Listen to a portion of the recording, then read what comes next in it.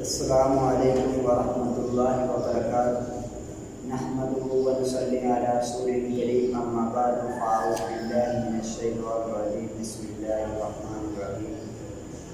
قال اللہ تبارک و تعالی فی القرآن المجید، یوم یکشف عن ساق ویدعون الی السجود فلا یستطیعون، خاشعۃ ابصارهم ترہقهم ذلہ وقد كانوا يدعون إلى السجود وهم سالمون۔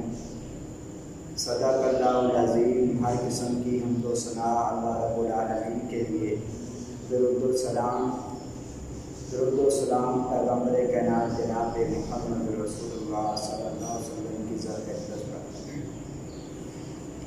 حضرات محترم، جو آیت کریمہ میں نے آپ کے سامنے تلاوت کی ہے، اس میں اللہ رب العالمین فرماتے ہیں کہ جب میدان محشر کے دن اللہ رب العالمین اپنی پنڈلی سے کپڑا ہٹائیں گے تو انبیاء بھی سجدے میں چلے جائیں گے۔ اللہ رب العالمین کی پنڈلی کو دیکھ کر انبیاء بھی سجدے میں چلے جائیں گے، علماء کرام، نمازی، صحابہ کرام سجدے میں چلے جائیں گے، لیکن بعض لوگ ایسے ہوں گے جو اللہ رب العالمین کی پنڈلی کو دیکھ کر سجدہ کرنا چاہیں گے لیکن سجدہ نہیں کر سکیں گے۔ اللہ رب العالمین ان کو سجدے کی توفیق نہیں دے گا۔ وہ جھکنا چاہیں گے لیکن جھک نہیں سکیں گے۔ اور حدیث میں آتا ہے کہ رسول اللہ صلی اللہ علیہ وسلم نے فرمایا، صحیح حدیث ہے، کہ قیامت کے دن ایسے لوگوں کی اللہ رب العالمین ایسے لوگوں کہ کمروں کو اللہ رب العالمین تختہ بنا دیں گے، سخت کر دیں گے کہ وہ جھک نہیں سکیں گے۔ ان کی کمر میں لچک ہی نہیں رہے گی کہ وہ اللہ کے سامنے سجدہ ریز ہو۔ اور فرمایا کہ ان کی گردنوں میں سریا فٹ کر دیا جائے گا، ان کی گردنیں بھی نہیں جھک سکیں گی۔ اور آگے فرمایا خاشعۃ ابصارهم ترہقهم ذلہ، ان کے چہروں پر ان کی ندامت کی وجہ سے، شرمندگی کی وجہ سے نظریں جھکی ہوں گی، ان کے چہروں پر ذلت چھائی ہوگی، رسوائی چھائی ہوگی۔ ذلت اور رسوائی ان کا مقدر بنا ہوگا۔ ذلت اور رسوائی ان کے چہروں پر چھائی ہوگی، ان کے چہرے سیاہ ہو چکے ہوں گے اور ان کے چہرے کے کلر جو ہے تبدیل ہو چکا ہوگا، ان کے چہرے کی خوبصورتی ختم ہو جائے گی۔ اور اللہ رب العالمین نے قرآن مجید کے کئی مقامات فرمایا کہ بعض اللہ رب العالمین کے دربار میں حاضر ہوں گے تو ان کے چہرے تبدیل کر دیے جائیں گے۔ کئی اللہ کے سامنے پیش ہو رہے ہوں گے، ان کی شکلیں جو ہیں باندر جیسی بنی ہوں گی۔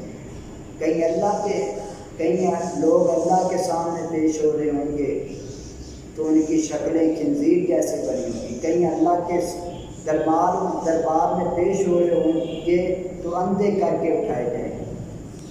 ایسے لعنتی اور پھٹکارے لوگ آئیں گے۔ تو یہ کون لوگ ہیں؟ اللہ فرماتے ہیں وَقَدْ كَانُوا يُدْعَوْنَ إِلَى السُّجُودِ وَهُمْ سَالِمُونَ۔ یہ وہ لوگ ہیں جن کو دنیا میں سجدوں کی طرف بلایا جاتا تھا، صدائیں آتی تھی، وہ آوازیں بلند ہوتی تھی، اذان کی آواز آتی تھی، حی علی الصلاۃ حی علی الفلاح، آؤ نماز کی طرف، آؤ کامیابی کی طرف۔ دنیا میں صدائیں بلند ہوتی رہی، اذانیں ہوتی رہیں، آوازیں بلند ہوتی رہیں کہ آؤ نماز کی طرف، آؤ سجدوں کی طرف، لیکن دنیا میں رہ کر انہوں نے سجدے سے انکار کیا۔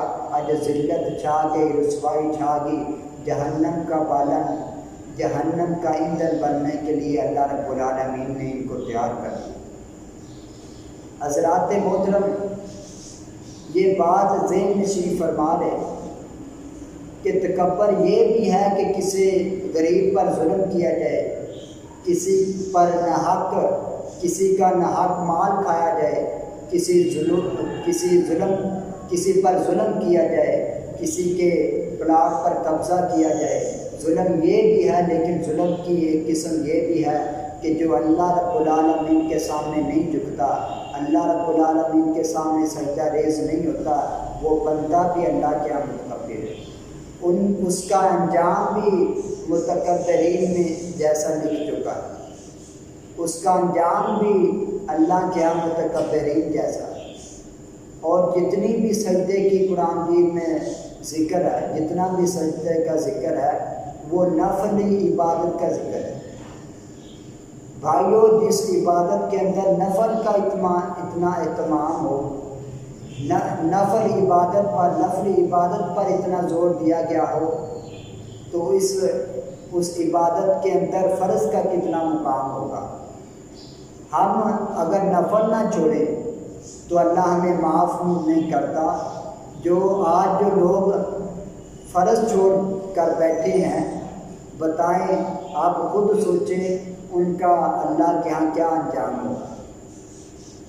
اس لیے اللہ رب العالمین سے دعا کہ اللہ تعالیٰ ہمیں سجدوں کی توفیق عطا فرمائے، اگر اپنے سامنے جھکنے کی توفیق عطا فرمائے۔ وما توفیق